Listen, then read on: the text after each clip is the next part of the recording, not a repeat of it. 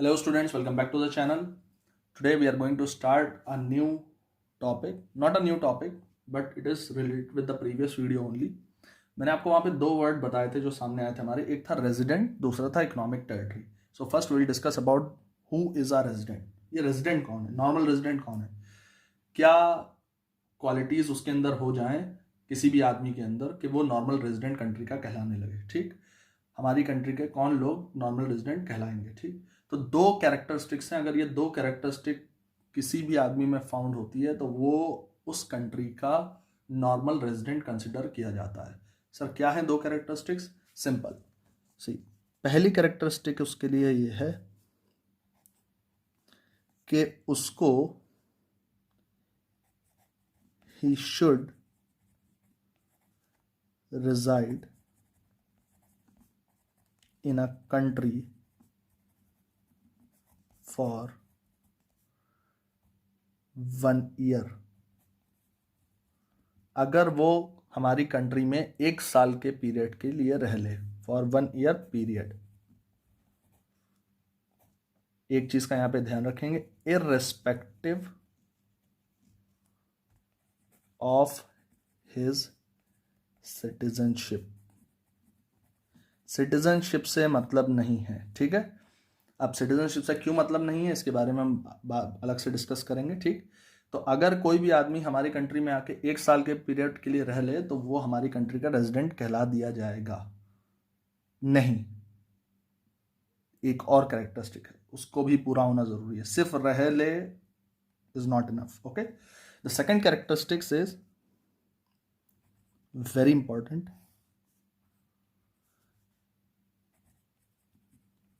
Person's center of economic interest should also lie within the country. ठीक sir, अब ये economic interest क्या है? ठीक, और ही वर्ड ना यूज करके मैं यहां पे भी वर्ड यूज कर लेता हूं पर्सन. ठीक है, अच्छा, अब इकोनॉमिक इंटरेस्ट का बताने से पहले मैं आपको बताना चाहूंगा कि रेजिडेंट का लिटरल मीनिंग क्या होता है, डिक्शनरी मीनिंग क्या होता है. सी, रेजिडेंट का डिक्शनरी मीनिंग होता है any person who lives somewhere permanently or long term basis. ये बेसिक मतलब है रेजिडेंस का. ठीक, ये डिक्शनरी मीनिंग हो गई. ठीक, कोई भी आदमी अगर कहीं परमानेंटली रहने लगे या लॉन्ग टर्म बेसिस पे, लेकिन इकोनॉमिक्स के अंदर उसे रेजिडेंट कहा जाएगा जो दो कंडीशन, दो कैरेक्टरिस्टिक्स पाले. पहली, he should, he means person should reside in a country for 1 year period irrespective of citizenship. citizenship से कोई मतलब नहीं, वो अलग कंसेप्ट है. ठीक है. नंबर 2, पर्सन का centre of economic interest India में ही लाई करना चाहिए. ठीक, अब सेंटर ऑफ इकोनॉमिक इंटरेस्ट मतलब मैं देसी भाषा में आपको बताऊं, it means the way he earns it should lie inside the country. Simple, जिस भी इकोनॉमिक एक्टिविटी को वो कैरी आउट करके अर्निंग अपनी करता है, वो सारी एक्टिविटीज वो इंडिया में ही कर रहा हो. ठीक, जैसे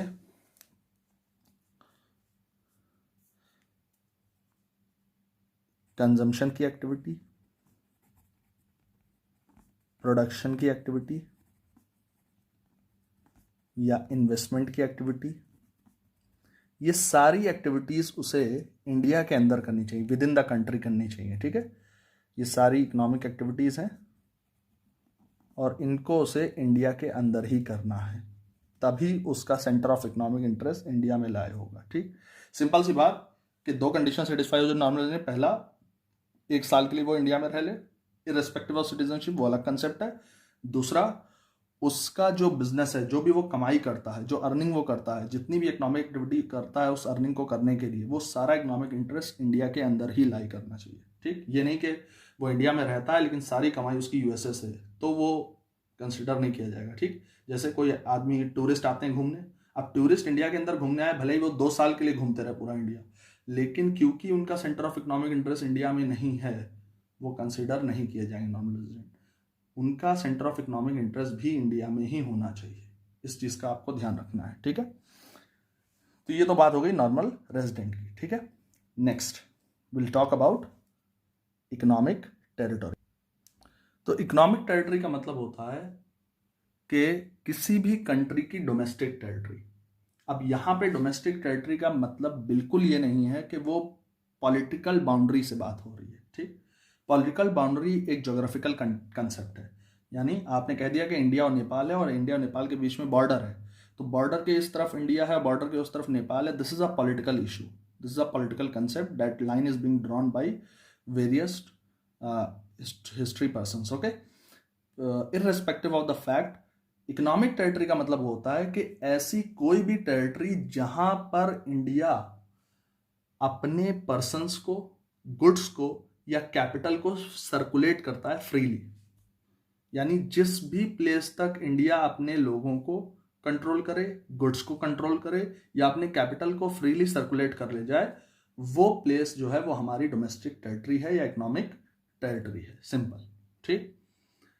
गवर्नमेंट हमारी जो एडमिनिस्टर करती है उसे, ठीक, वो सारी चीज़ों को, यानी उस पर्सन को एडमिनिस्टर हमारी गवर्नमेंट करती है, उन गुड्स को एडमिनिस्टर हमारी गवर्नमेंट करती है, उस कैपिटल को एडमिनिस्टर हमारी गवर्नमेंट करती है, तो वो इकोनॉमिक टेरिटरी कहलाएगा, ठीक है।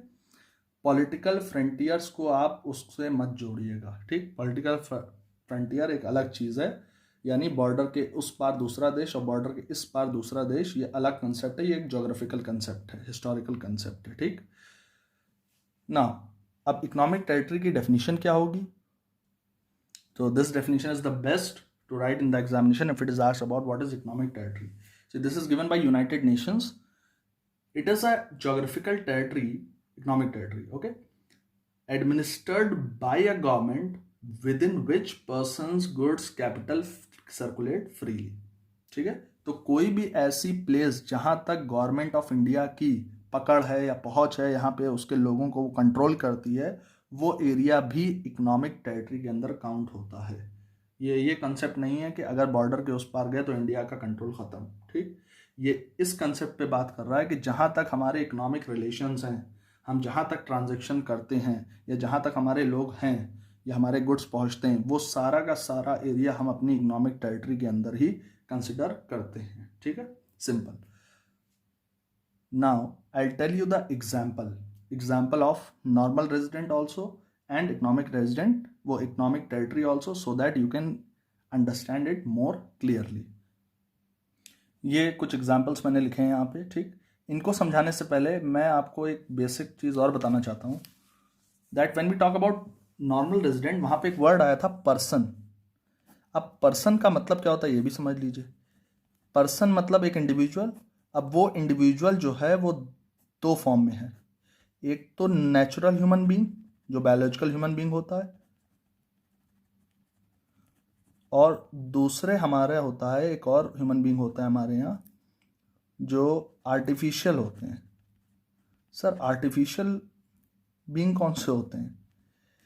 कंपनीज नहीं होती हमारे यहाँ, कंपनी भी तो एक तरीके का पर्सन ही है। तो कंपनीज जो हैं वो इंस्टीट्यूशनल जो होते हैं या कंपनीज जो होती हैं वो सारी की सारी आर्टिफिशियल पर्सन कहलाती हैं, और नेचुरल ह्यूमन बीइंग यानी जो इंडिविजुअल्स हैं, ठीक है। तो पर्सन्स हमारे दो टाइप का होता है, ये चीज़ का ध्यान आप रखिएगा, ठीक है। तो यानी रेजिडेंट कंपनी भी हो सकती है और रेजिडेंट ह्यूमन बीइंग भी हो सकता है, दोनों चीज़ें पॉसिबल हैं, ठीक। एक कंपनी रेजिडेंट भी हो सकती है, नॉन रेजिडेंट भी हो सकती है। एक ह्यूमन बीइंग रेजिडेंट भी हो सकता है, नॉन रेजिडेंट भी हो सकता है, लेकिन सिटीजनशिप से कोई लेना देना नहीं है।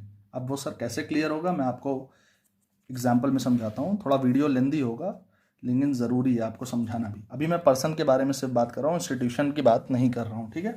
अपकमिंग वीडियोस में आप वो भी जान जाएंगे।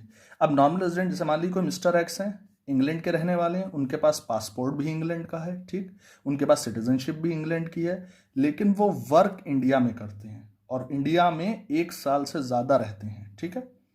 अब क्योंकि वो वर्क इंडिया में कर रहे हैं, इंडिया में 1 साल से ज़्यादा रह रहे हैं, सिंपल सी बात है, तो वो यहाँ के नॉर्मल रेजिडेंट हैं, ठीक। और वो सारा का सारा काम इंडिया के अंदर ही कर रहे हैं, जितनी भी इकोनॉमिक एक्टिविटी है production, consumption, investment, saving, earning, everything he is doing in India and living for 1 year and more than one, he is called normal resident of India. ठीक, तो देखिए इंग्लैंड के हैं, पासपोर्ट भी इंग्लैंड का है, citizen भी वहाँ के हैं, लेकिन उसके बावजूद ये इंग्लैंड के रेजिडेंट नहीं है, ये कहाँ के रेजिडेंट कहलाए जा रहे हैं? नॉर्मल रेजिडेंट इंडिया के। ठीक, इसी तरीके से मैं मिस्टर वाई की बात करता हूँ।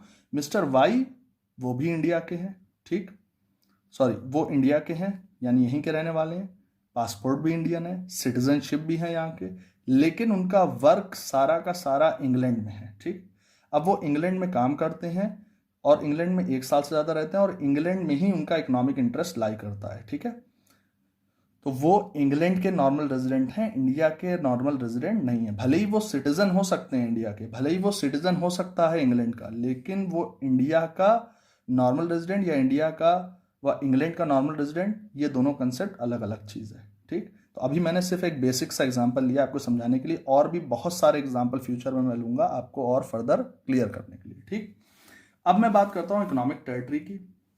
इकोनॉमिक टेरिटरी का मतलब जहां तक हमारे गुड्स, पर्सन्स या कैपिटल सर्कुलेट कर सके फ्रीली। तो मान लीजिए एग्जांपल, आप जितनी भी इंडिया की एम्बेसी आप समझते होंगे, जो सारा का सारा ये वीज़ा, पासपोर्ट, इन सब का काम देती है, इनके ऑफिसेज होते हैं। ठीक, जैसे दिल्ली के अंदर एम्बेसी रोड है जहाँ पे सारे के सारे ऑफिसेज हैं। ठीक, अब इंडिया की जितनी एम्बेसी, यूएस में भी इंडिया की एम्बेसी है, जापान में भी है, रशिया में भी है, नेपाल में भी है, तो ये सारी इंडिया की जो एम्बेसी है उसका जो पूरा एरिया है, उस पूरे एरिया को एडमिनिस्टर इंडियन गवर्नमेंट करती है, तो वो एरिया इंडिया की इकोनॉमिक टेरिटरी में आता है। सिमिलरली यूएस की एम्बेसी इंडिया के अंदर दिल्ली में एम्बेसी रोड पे है, जापान की एम्बेसी इंडिया के अंदर दिल्ली में एम्बेसी रोड पे है, सेम रशिया की भी है, नेपाल की भी है, तो वो सारे ऑफिसेस इंडिया के अंदर हैं, लेकिन वो इंडिया की इकोनॉमिक टेरिटरी नहीं, वो उस पर्टिकुलर कंट्री की ही इकोनॉमिक टेरिटरी है। सिंपल। इसी तरीके से बहुत सारी जगह इंडिया के मिलिट्री बेसेस होते हैं, तो जिस एरिया में इंडिया गवर्न मिलिट्री बेस है वो एरिया इंडिया की इकोनॉमिक टेरिटरी है, ना कि उस कंट्री की इकोनॉमिक टेरिटरी जिसमें वो बेस है। सिंपल।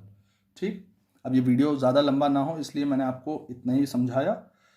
आगे वीडियोस में आप अपडेट रहिए, आपको डेली जो है वीडियोस मिलते रहेंगे और आगे बात आपको समझाई जाती रहेगी। ठीक है, ये चैप्टर बहुत ही इंपॉर्टेंट है एग्जामिनेशन पॉइंट ऑफ व्यू से। You have to be very much concentrate in this and understand each and everything. Any problem just comment. Okay, thank you class.